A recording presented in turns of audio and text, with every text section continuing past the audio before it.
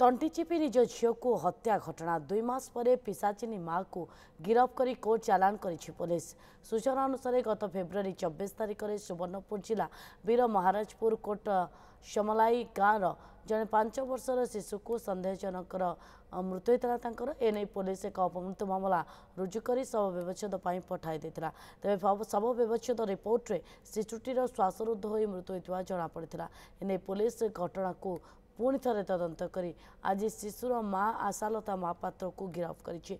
Police सूचना अनुसार महिला जनक स्वप्नादेश पाई हत्यार किछि दिन पूर्व राग तमतम होते 24 तारिख में घरे कहीं नथिबार सुजोग नहीं शिशुटी पाठ पढ़ी फेरिबा परे शाढ़ीर धड़ी में तंटी चिपी मारी देथिले।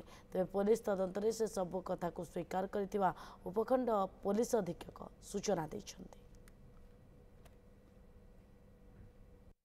झीवर माँ सी आशालता महापात्र सी स्वीकार करुँचे मत स्वप्न दोष है जहाँद्वारा कि 10 दिन पूर्व मत खाली राग राग लगुला से झीवर तंटी चिपी मारी देते से स्वीकार कले। एवं सी जो जो रोपटा जो कहते शाढ़ी जो पिंधि शाढ़ीर धड़ी धड़ी धड़ी से माने मोड़ीदेले बेकटा को फास्ट पकईदे कहते भी सीज कर साक्षी मान सामना सब स्वीकार कर बर्तमान तदंताधीन अच्छी और आज फरार कर।